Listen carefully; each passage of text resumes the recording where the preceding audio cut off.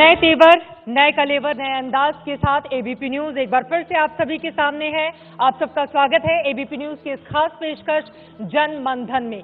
सियासत की बिसात पर शह मात का खेल जारी है। पहले नोटबंदी, उसके बाद बजट और फिर चुनाव। ये तीन ऐसे बड़े मुद्दे हैं और विषय हैं जिस पर कांग्रेस और बीजेपी एक दूसरे को पटखनी देने में लगे हुए हैं।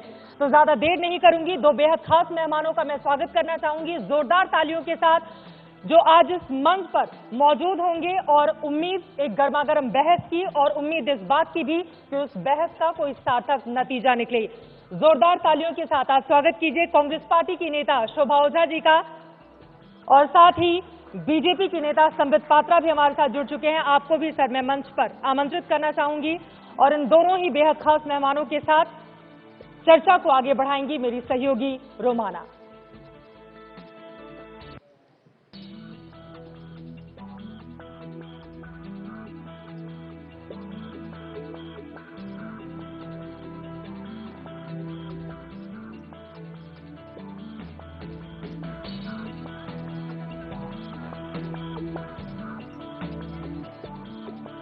राजनीतिक दल जिनमें से एक सत्ता में है, दूसरा विपक्ष में है, उन दोनों के प्रवक्ता हमारे बीच मौजूद हैं। तीखे सवाल होंगे, जवाब देने के लिए तैयार रहिए। बहुत बहुत स्वागत संबित पात्रा आपका, शोभा ओझा जी आपका। संबित, नोटबंदी ये एक ऐसा मुद्दा जिसे लेकर बहुत बहसें हो चुकी हैं, लेकिन सीधा मैं आपसे सवाल जानना चाहती हूँ कि मिला क्या नोटबंदी से? देखिए, मैं अभी जब आ रहा था तो बाई चांस ऐसा हुआ कि मैं ट्विटर को देख रहा था, इसलिए एक प्रिंट आउट ट्विटर से निकाल के लाया। ये जो है ये डेरेक ओब्रायन, जो कि टीएमसी के बहुत जाने माने और कद्दावर नेता है, मेंबर ऑफ पार्लियामेंट है, उनका ट्वीट है और थोड़ी देर पहले का है, आधे एक घंटे पहले का है, आज ही का है। वो लिखते हैं tax collection up by 103%, plan expenditure in Bengal up by 212%, GSGDP up by 123%, cap expenditure up by 616%, Bengal growing 1.5 times faster than India। मुझे तो समझ में नहीं आ रहा है। यहां तो डायरेक्ट साहब कह रहे हैं कि कमाल हो गया, 103% टैक्स बढ़ गया डिमोनेटाइजेशन के कारण। वहां दीदी जो है सड़कों पर आंदोलन कर रही है कि डिमोनेटाइजेशन के कारण इंडिया ध्वंस हो गया। तो आज जो हमारे विरोधी थे वो खुद ट्वीट कर करके टैक्स कितना उनका बढ़ गया, उनका कितना जीडीपी बढ़ गया, इसका श्रेय ले रहे हैं। यह श्रेय तो मोदी जी का है ना, डिमोनेटाइजेशन जो उन्होंने किया है। मैं शोभा जी इसका जवाब आप दीजिएगा, लेकिन संबित पात्रा, मतलब ये नोटबंदी का ही असर है कि आप विरोधियों का सुर जो है उसमें अपने सुर मिला रहे हैं, और वहीं आईएमएफ जैसी संस्था भी है जो कह रही है कि जो विकास दर है वो 7.6 से घटकर 6.6 रह जाएगा, प्रोजेक्शन तो घटा रहे हैं। मैं उत्तर दे रहा हूं, गिरावट आ गई है। मैं उसका उत्तर दे रहा हूं। देखिए, पहली बात तो है विरोधियों के स्वर में स्वर नहीं मिला रहे हैं।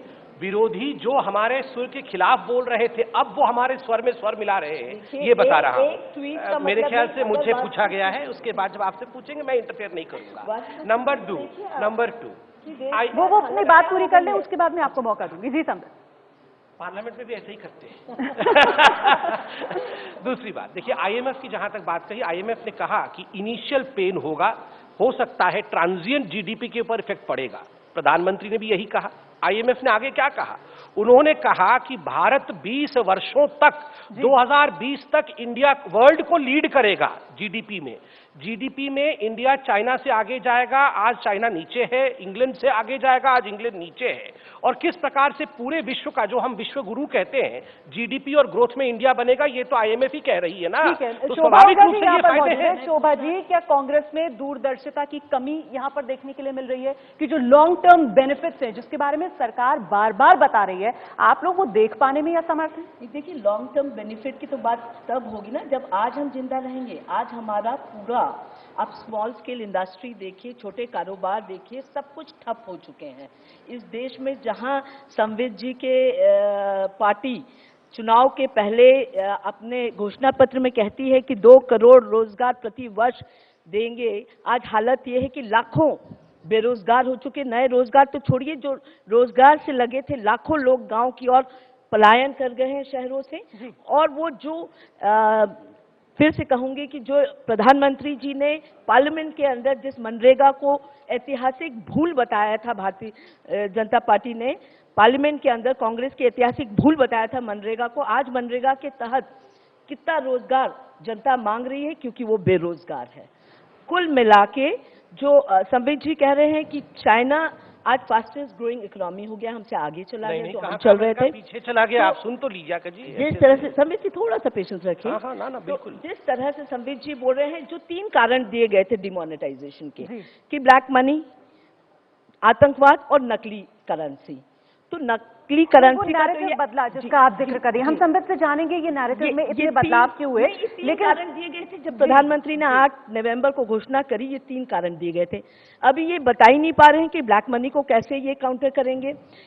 जो जितना डिमोनेटाइज करा था 86% करेंसी, करीब उसकी 97%, 98% के करीब वापस आ चुकी है।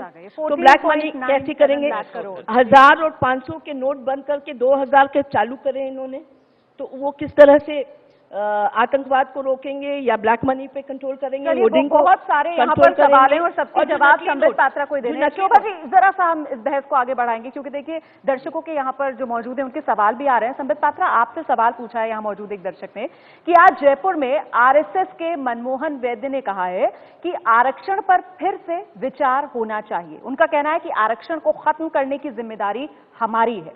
बीजेपी का इस पर क्या कहना है? देखिए, इस विषय पे पहले भी डिस्कशन हो चुका है और बीजेपी से आदरणीय अमित शाह जी जो हमारे राष्ट्रीय अध्यक्ष हैं, उन्होंने पहले भी कहा है कि भारतीय जनता पार्टी गरीब, पिछड़ी, दलित उनके साथ सदैव से खड़ी रही है और आरक्षण की जो पॉलिसी चल रही है हम उसके साथ थे, हैं और आगे हमेशा रहेंगे। और खुद हमारे देश के प्रधानमंत्री नरेंद्र मोदी जी ने भी इस पर विषय रखा है कि हम आरक्षण के नीति के साथ हैं। आपको याद होगा जब बिहार में इस प्रकार का एक विवाद सृष्टि करने की कोशिश की गई थी, संघ ने भी इस पर पैटर्न का मैं जिक्र करना चाहती हूँ कि बिहार चुनाव से पहले भी हम इस तरीके का बयान देते जी।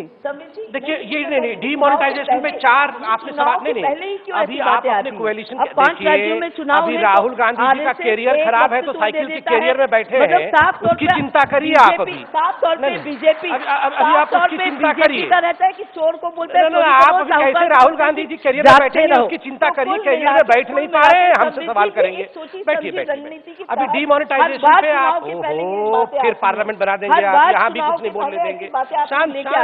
आरएसएस से आप अलग कोई संगठन नहीं है, आप ही का मदद। शांत हो जाइए, शांत हो जाइए, आप जवाब लीजिए। बात कर ली, संबित से जवाब लेते हैं। देखिए, अभी मेरी बहन ने 4-5 सवाल मुझ पे दागे, मैं एक जवाब दे देता हूँ। इन्होंने कहा बाद की बात तो हम बाद में देखेंगे, फिलहाल तो जिंदा रहने की बात दुभर हो गई है। आपने कहा अभी फिलहाल जिंदा रहने की बात दुभर हुई है। वहां राहुल गांधी जी 10 दिन छुट्टी बना के लंदन में आए हैं, ऐसे जिंदा रहते हैं वो। लंदन में जाके डिस्को में डांस करते हैं और बोलते हैं जिंदा रहना दुभर हो गया। दूसरी बात मैडम ऐसे कोई नहीं समझ पाएगा, मैडम कोई भी नहीं समझ पाएगा।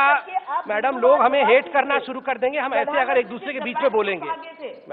मैडम मैं हाथ जोड़ के कहूंगा लोग हमें अच्छा नहीं मानेंगे। आपने सवाल पूछा, मैं शांति से सुना, मुझे जवाब देने दीजिए। देखिए, हम लोग सब जवाब दूंगा, परिपक्व प्रवक्ता दोनों हैं। Let us behave maturely. हम एक दूसरे के बीच में बोलेंगे, ये जनता हमें पसंद नहीं करेंगी। आपने सवाल पूछा, I will answer all your questions madam. Have some patience ma'am, I request you. I will answer all the questions please ma'am, have some patience. छोटा आपने कहा, दूसरा क्वेश्चन आपका था कि छोटे फैक्ट्री बंद हो जाएंगे, फैक्ट्री के उत्पादन।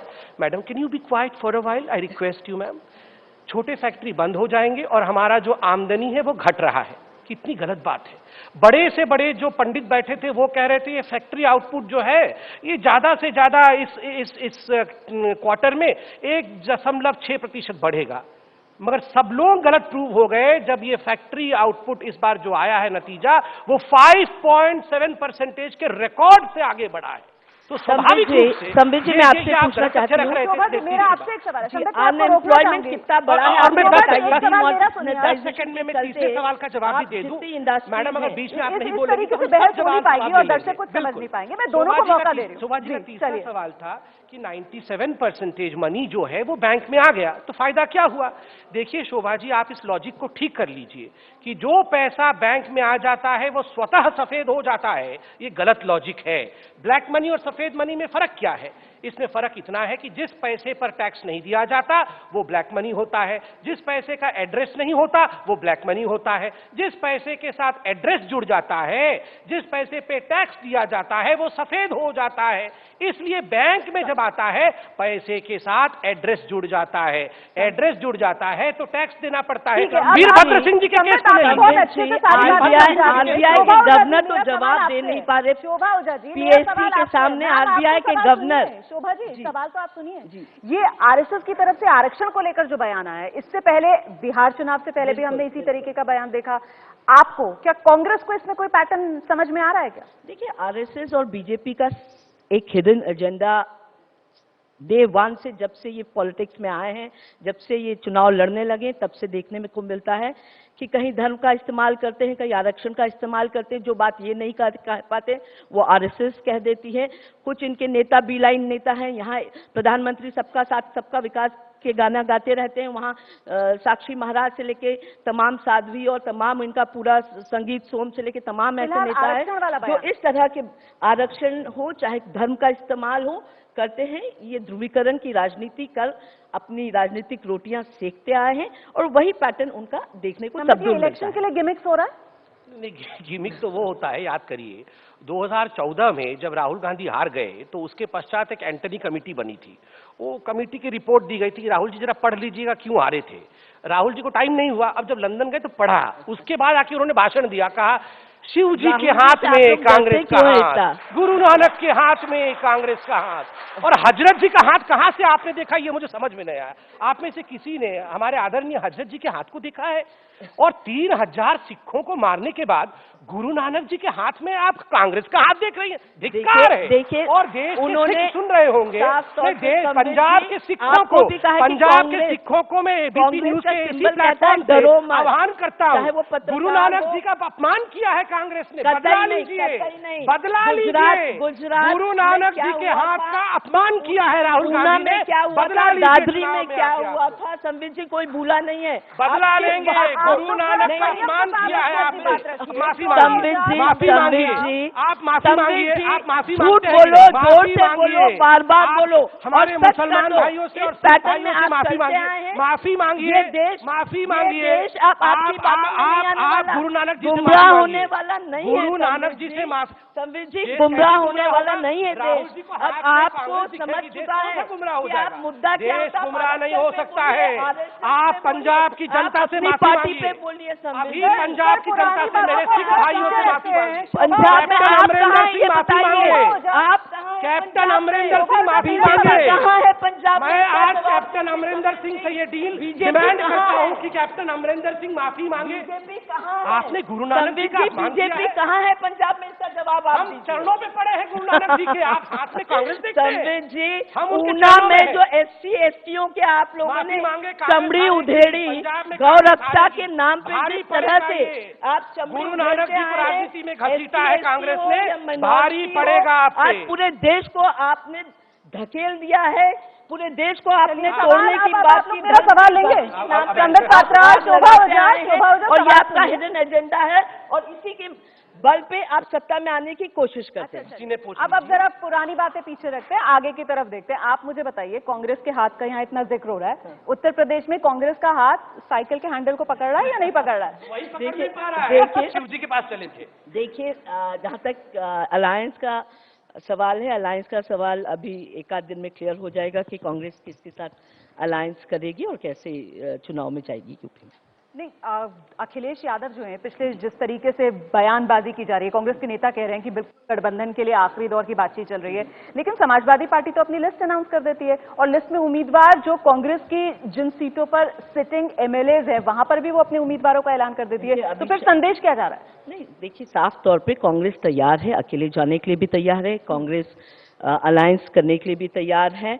कुल मिला के यूपी में कांग्रेस पूरी तरह से तैयार है और हम चुनाव में जाएंगे और रिजल्ट भी देखेंगे कैसे बीजेपी को वहां मुंह की खानी पड़ेगी आने वाले विधानसभा के 5 राज्यों में, क्योंकि जिस तरह से किसान इस देश का पूरी तरह से बर्बाद हो गया, अपना फसल उसको जमीन पे फेंकना पड़ा, आग लगानी पड़ी। नोटबंदी पर रेफरेंडम साबित होंगे आने वाले चुनाव के नतीजे रहेगा, नोटबंदी पर रेफरेंडम रहेगा। मैं सिर्फ आदरणीय शोभा जी से इतना कहना चाहता हूं, जब जहाज खुद का डूब के गर्त पे चला गया हो तो दूसरे डूब रहे हैं कि नहीं ये नहीं देखना चाहिए। लाइफ जैकेट पहन के जल्दी बचने की कोशिश करनी चाहिए। मैं आपके बीच में मैडम मैडम ऐसे डिबेट नहीं हो पाएगा मैडम। आपको जब सवाल पूछा गया, मैं करप्शन से लेके तमाम मुद्दों को लेकर चलिए, आपका जहाज बहुत अच्छा है, बहुत अच्छा है, राहुल गांधी कमाल है, चूहे भी कूदने लगे हैं, बनाइए उनको, शांत हो जाइए। देखिए आपके जहाज से तो लोग भी कूदने लगे हैं। ये क्या हो रहा है? ये ऐसे डिबेट कैसे होगा? शांति। मैडम मैं आपके बीच में नहीं बोल रहा था, मैं महिला शक्ति को आदर करता हूँ, इसलिए कहता हूँ कि थोड़ा अनुशासन में कहा जाए ना, अनुशासन में रहे। देखिए, पहली बात, जहां तक यूपी में साइकिल का सवाल है और राहुल गांधी जी का सवाल है, देखिए ये गठबंधन कोई नया गठबंधन तो नहीं है। अब गठबंधन होगा कि नहीं उस पर सस्पेंस है, मगर ये तो पुराने दोस्त हैं। अब देखिए, पहले तो खिड़की के दरवाजे के पीछे पप्पी झप्पी, 2014 में क्या इन्होंने सोनिया जी और राहुल जी के खिलाफ कैंडिडेट उतारे? क्या इन्होंने जो 2014 के समय राहुल जी और सोनिया जी के खिलाफ सपा ने कोई कैंडिडेट उतारा? नहीं उतारा, वो फ्रेंडली कॉन्टेस्ट चल रहा था। 10 वर्षों तक समर्थन सरकार को दिया। अब राहुल जी का करियर डूब रहा है तो कूद के आप राहुल जी की करियर की चिंता ना करें, आप मोदी जी के इमेज की चिंता करें तो ज्यादा नहीं बोल रहा था। सवाल मुझसे पूरे पूछा देश गया, में तेजी से मोदी जी आधा घंटा चला जाएगा, रुपया नहीं होगा। तेजी से मोदी जी शांति मैडम प्लीज, ऐसे मोदी जी ने स्वयं ने कहा था मैडम राहुल जी की तरह मत बिहेव करिए, शांत हो जाइए। प्रधानमंत्री साथ लुढ़कते हैं, ये मोदी जी का ही कथन था, राहुल याद जी की तरह करिए मत होइए मैडम, थोड़ा तो मैच्योरिटी लाइए। अभी तो मोदी जी लुढ़क रहे हैं रुपए के साथ। राहुल जी की तरह अपरिपक्व मत होइए, थोड़ा मैच्योरिटी रखिए। दोनों बोलेंगे तो लोगों को अच्छा लगेगा। उसके साथ ही मोदी जी भी लुढ़क रहे हैं। ये मेरा स्टेटमेंट नहीं है, मोदी जी ने ट्वीट किया था कि रुपया और सरकार साथ लुढ़कते हैं, तो मोदी जी लुढ़क रहे हैं, आप उनकी चिंता करिए। हारने के बाद ऐसी भी अवस्था हो जाती है, मुझे ये पता नहीं था, मगर मैं आज देख पा रहा हूँ। इतनी हार की तो आप या 5 विधान बाबा रामदेव चले गए कि यहीं पर है? थोड़ा अनुलोम विलोम सिखाइए इनको जल्दी से, थोड़ा शांति। संबित जी, जब आपको जवाब देना नहीं आता है, मैडम जवाब शांत होगी तभी आप तो जवाब दूंगा। सरहीन बातें करने लगते हैं। सरहीन कृपया करके जवाब दीजिए कि रुपया इतना लुढ़क रहा है तो मोदी जी लुढ़क रहे हैं कि सरकार लुढ़क रही है? देखिए, इसका जवाब आप दीजिए। जहां तक डिमोनेटाइजेशन का सवाल है, आपने सवाल पूछा क्या ये रेफरेंडम है?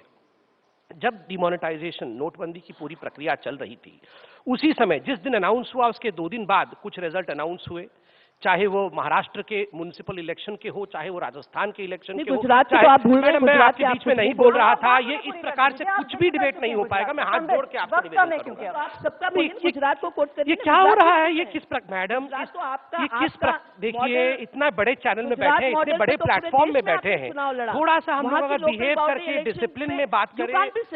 माय गॉड, मैं रोमाना जी आपसे मैं निवेदन करूंगा कि इस प्रकार कम है हमारे पास नाम, गुजरात का पहले भी जिक्र कर चुकी हैं, अब जरा उनका जवाब। शोभा जी, एक बुद्धिमान व्यक्ति वही होता है, कम बोलता है मगर कम शब्दों में बातों को बोल सकता है।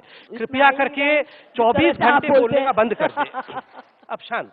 नंबर 1, तो अगर आप रेफरेंडम कहते हैं तो हमने तमाम चंडीगढ़ के इलेक्शन तक, चंडीगढ़ का इलेक्शन तो जब 50 दिन पूरे हो रहे थे उससे ठीक 2 दिन पहले आए, 26 में से 21 सीट हमारी आई उसमें से। डर क्यों नहीं? कह दीजिए। क्या, कौन डर रहा है? खत्म आप हो रहे हैं, डर हम रहे हैं, बताइए। साइकिल इनको मिलने रही है, डर हम रहे हैं।